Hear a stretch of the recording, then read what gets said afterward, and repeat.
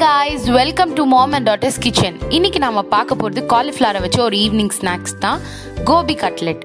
இந்த கோபி கட்லெட் செய்யறதுக்கு நமக்கு தேவையான பொருட்கள் என்னென்னன்னு பார்த்துடலாம் வாங்க. Cauliflower, potato 1, onion half, green chilli, cumin powder 1 spoon, garlic powder 1 spoon, garam masala 1 spoon, chilli powder 1 spoon, soya sauce 1 spoon, bread crumbs, cornflour powder, salt, oil. காலிஃப்ளவரை இந்த மாதிரி கிரேட் பண்ணி வச்சுக்கிறேன். இந்த மாதிரி நல்லா துருவிக்கலாம் சின்ன சின்னதாக பாயில் பண்ணுறதுக்கு முன்னாடியே. இப்போ இந்த மாதிரி நல்லா துருவியாச்சு. இப்போ நம்ம தண்ணியை நல்லா கொதிக்க வச்சு அதில் இப்போ சேர்த்துடலாம் இந்த துருகுன காலிஃப்ளவரை. ஒரு 5 மினிட்ஸ்க்கு நல்லா கொதி வரட்டும். அந்த தண்ணிலாம் நல்லா கொதிக்கணும்.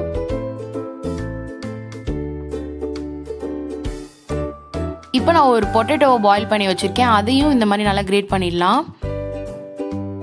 பாயில் பண்ணி வச்சிருந்த பொட்டேட்டோஸ் தான். இந்த மாதிரி நல்லா துருவியாச்சு. இப்போ ஒரு பவுலில் நம்ம துருகுன பொட்டேட்டோஸை சேர்த்துடலாம்.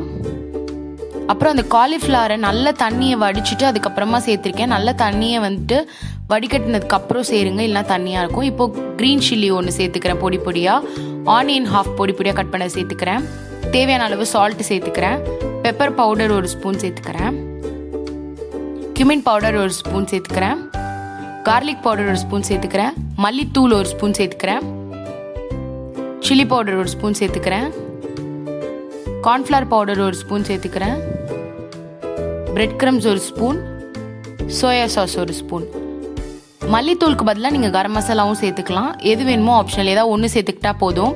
இப்போ இதை நல்லா மிக்ஸ் பண்ணிக்கலாம். நல்லா பிசைஞ்சு விட்டுக்கோங்க.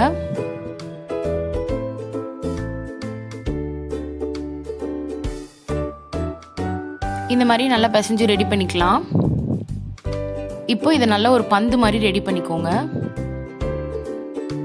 அதுக்கப்புறம் கை வச்சு நல்லா அமுக்கிட்டு கட்லெட் ஷேப்புக்கு பண்ணிக்கலாம். ரொம்ப தின்னாக இருக்கக்கூடாது, இந்த மாதிரி மீடியம் சைஸில் இருக்கணும், கொஞ்சமாவது திக்காக. இப்போ இதை கார்ன்ஃப்ளவர் பவுடரில் நான் கொஞ்சம் தண்ணி கலக்கி திக்காக எடுத்து வச்சுருக்கேன். அதில் இப்போ டிப் பண்ணிவிட்டு பிரெட் கிரம்ஸில் ஒரு பெரட்டிக்கலாம். அப்போ தான் உங்களுக்கு நல்லா கிறிஸ்பியாக கிடைக்கும். இன்னொன்று பண்ணி காட்டுறேன். அதே மாதிரி பந்து ஷேப்க்கு ரெடி பண்ணிக்கலாம்.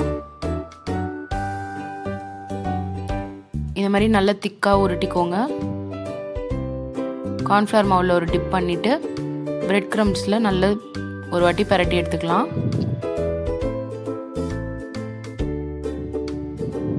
இதே மாதிரி மிச்சம் எல்லாத்தையும் ரெடி பண்ணியாச்சு. இப்போ எண்ணெய் சூடானதும் ஒன்று ஒன்றா போட்டு இதில் பொரிச்சிடலாம். டீப் ஃப்ரை தான் பண்ணணும். உங்களுக்கு வேணும்னா நீங்கள் தவாவில் கொஞ்சமாக எண்ணெய் ஊற்றிட்டு ஃப்ரண்ட் அண்ட் பேக் திருப்பி போட்டுக்கோங்க. பட் ஆனால் அது உங்களுக்கு அவ்வளோ கிறிஸ்பியாக வராது. நீங்கள் ஆயில் அவாய்ட் பண்ணணும்னு நினச்சிங்கன்னா அந்த மாதிரி பண்ணிக்கோங்க. பட் இது உங்களுக்கு நீங்கள் டீப் ஃப்ரை பண்ணிங்கன்னா நல்லா கிறிஸ்பியாக சூப்பராக டேஸ்ட் இருக்கும். நம்ம யூஸ்வலாக வெஜ் கட்லெட் அந்த மாதிரி தான் சாப்பிடுவோம். இது ஒரு வாட்டி பண்ணி பாருங்கள்.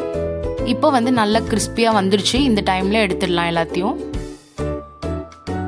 இப்போ இதை சர்வ் பண்ணிடலாம். சுவையான கோபி கட்லெட் ரெடி ஆயிடுச்சு. கண்டிப்பாக இதை ட்ரை பண்ணி பாருங்க. இந்த வீடியோ உங்களுக்கு பிடிச்சிருந்துச்சுன்னா லைக் பண்ணுங்க, ஷேர் பண்ணுங்க, கமெண்ட் பண்ணுங்க.